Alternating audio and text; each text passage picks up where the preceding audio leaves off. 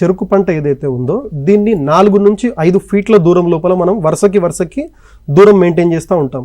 అయితే మధ్యలో ఉన్న స్థలం ఏదైతే ఉందో ఇది ఖాళీగా ఉంటుంది కాబట్టి ఇందులో కలుపు మొక్కల ఉధృతి అనేది ఎక్కువైపోయి ఇవి వేరే కీటకాలకి ఆవాసాన్ని కల్పించి మొక్క లోపల తెగుళ్ళకి కారణమవుతూ ఉంటాయి.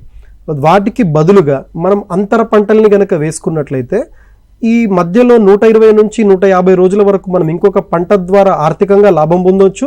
తర్వాత ఈ ఖాళీ ఉన్న ప్లేస్ లోపల కలుపు మొక్కలు పెరగకుండా మనం నిరోధించవచ్చు.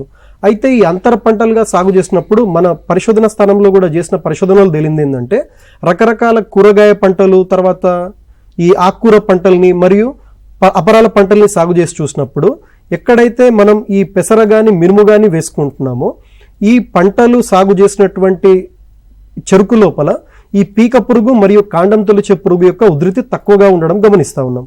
అంటే ఒక రకంగా మనం ఒక పంట ద్వారా ఆర్థికంగా లాభం పొందడంతో పాటుగా మన పంటలో ఏవైతే ముఖ్యంగా 20 నుంచి 25% వరకు దిగుబడిపైన ప్రభావం చూపించేటువంటి కీటకాలు ఉన్నాయో వాటిని కూడా అంతర పంటల సాగు ద్వారా కొంతవరకు నివారించవచ్చు. ఇది ఎలా సాధ్యమవుతుందంటే మనం ఏవైతే అంతర పంటలు సాగు చేస్తూ ఉన్నామో ఇవి మిత్ర పురుగులకు ఆవాసాన్ని కల్పిస్తూ ఉంటాయి. ఈ మిత్ర పురుగులు మన పంట పైన ఆశించేటువంటి ఏవైతే కీటకాలు ఉన్నాయో వాటి పైన ఇవి దాడి చేసి మన పంట పైన అంటే దిగుబడి పైన ప్రభావం చూపకుండా మనకి రక్షణ కల్పిస్తూ ఉంటాయి. కాబట్టి అంతర పంటల సాగు వల్ల ఆర్థికంగా లాభం పొందడంతో పాటు పంట పైన ఈ చీడపీడల సమస్యని కూడా కొంతవరకు మనం తగ్గించుకోవచ్చు.